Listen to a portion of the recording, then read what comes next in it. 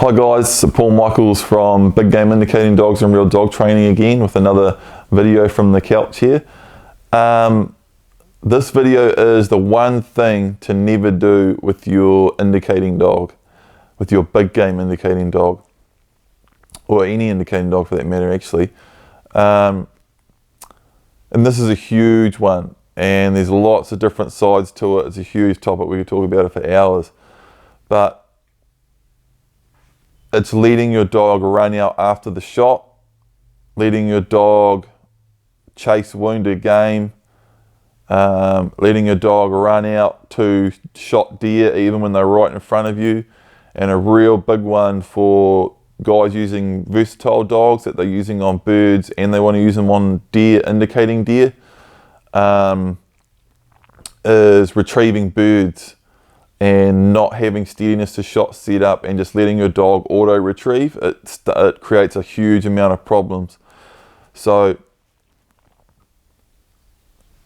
it may seem like a good idea to let your dog auto retrieve birds. You know, you're having a busy opening weekend or whatever, shooting ducks, and there's a few guns and there's heaps of birds coming in and the action's hot and everything's really busy, and one time or other you shoot a bird, falls out of the sky, no one's looking, the dog's just retrieved heaps of birds. The dog sees the bird hit the water, swims out, grabs the bird, brings it back nicely. Seems like a great idea, right? And it seems handy, and I just let her keep doing that, let the dog keep doing that. You shoot some more birds, and now the dog just spends the rest of the day running in and out of the my on its own, retrieving birds. And it seems great because it's really handy. All your birds are coming back in. You don't have to handle the dog, all of that. There's a huge problem with that, and I see it a lot. What that dog's doing all day is it's watching you guys with the guns, and it knows every time you lift the gun and fire a shot that there's game out there to retrieve. And often, even if game isn't wounded, it's still moving after the shot before it dies completely, or you will get the odd wounded bird that the dog's got to go and grab. So the minute the dog sees a gun come up and someone about to shoot, it's anticipating that, and all it wants to go because it's anticipating game getting away, it's anticipating the retrieve. It's the, you know, all these dogs have been bred for hundreds of years to have extreme drive and intensity towards that. And you're training it that the raising gun and the firing of the shot is time to go and something might be getting away. And later on that transfers over to when you're deer stalking. You can be walking along, so you've got that dog, you've done that with it, it's been fine on deer leading up to that point, and then you stop, see a deer, the dog doesn't even know the deer's there. You raise your gun and the dog starts trotting on the spot, wriggling around, whining, spooks the deer. Or it's steady before the shot, and as soon as you fire the shot, it's because you've done it with the birds or you've done it with deer previously. This is the same thing. You can do the same thing with deer. You shoot deer, let the dog run out, grab it, let the dog chase wounded deer. Even just shooting a deer and it dies straight away, and instead of keeping your dog close and steady as you walk up to it, even just letting your dog run the last 10 meters or run the last 20 meters up to the deer can start this whole process of firing a shot and having game out there means break and run and chase and go. This is why steadiness of the shot's so hugely important. Steadiness of the shot, steadiness of the flush on birds, steadiness of the drop on game and the shot and everything. It's been a huge fundamental part of the real hunting training systems for years. Like you study old school bird dog training, and it's all rock solid steady to the flush, rock solid steady to the shot, steady to the fall of the bird, steady to all of that stuff. That's not necessarily because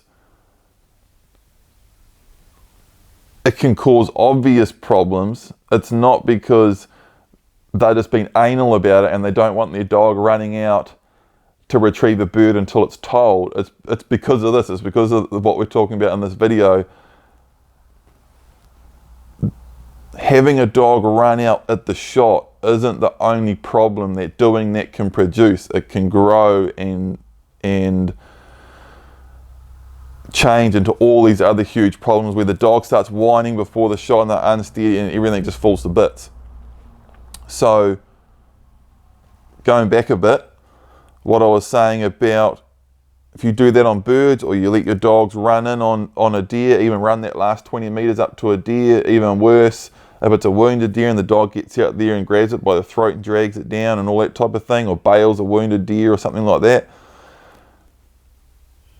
if it gets out of hand enough, I work with people who have done this, and even worse, they've had their dog, they've done a heap of work, trained their dog up on deer, it's been really good, they've shot a lot of deer over. I've even seen it with when people have got a dog right through to 3 or 4 years old, shooting lots of deer over it, they've shot lots of birds over it, keeping it all steady, and then they've had one opening morning where they've let the dog auto-retrieve, thinking, oh, this is just handy, it works well. They haven't even seen the problem that day because they haven't tried to make the dog sit back and be quiet. It's just running straight out, and the problem doesn't manifest until you go out hunting somewhere, the dog knows it should probably stay, or you've told it to sit down and there's game out there and you're getting in behind the rifle and the dog starts whining, and as soon as you fire the shot it breaks. And I've worked with people that have had this. One guy, it was even happening with long range shooting, deer 200 or 300 meters away, and he was trying to get behind the rifle, getting ready to shoot, and his dog was whining, and on nice calm evenings the deer were hearing the dog whining from 200 meters away and running away. I know of other people who have let their dogs run in on shot deer, and then one day this guy wounded a massive Sika stag.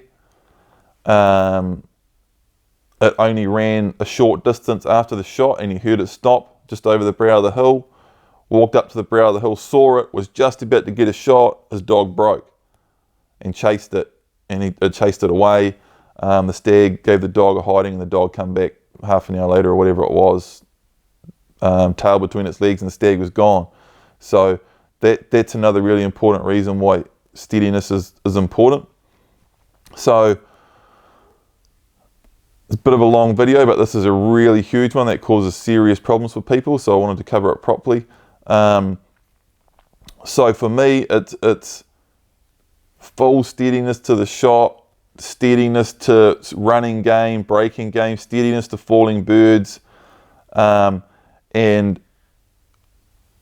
being quite full on about it, right up to the point where if I neck shoot a deer standing right in front of me in the bush and it drops on the ground right there and it's laying stone dead, not even moving, if I've set the range of my indicating dog at 5 meters, I don't let it go outside that as we walk over to that deer. That's it. That's all the dog knows. And no matter what,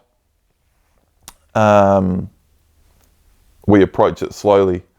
And I've had dogs that are really good and steady on big game indicating, and really handy bird dogs as well. And you can definitely do it without any problems, but you've got to keep them steady to the shot,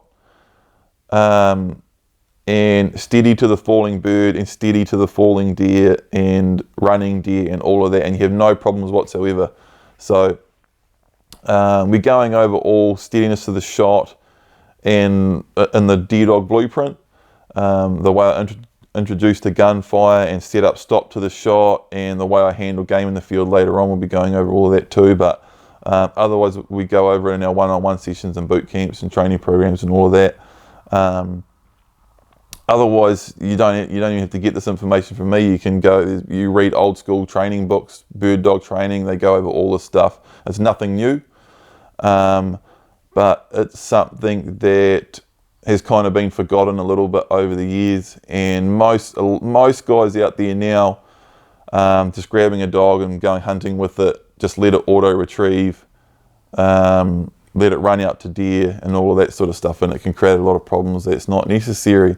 So that's it, bit of a rant, but it is a big one, this whole steadiness to shot thing. yeah, thanks for watching. We're going to keep the videos coming pretty regularly now, so we'll see you next time.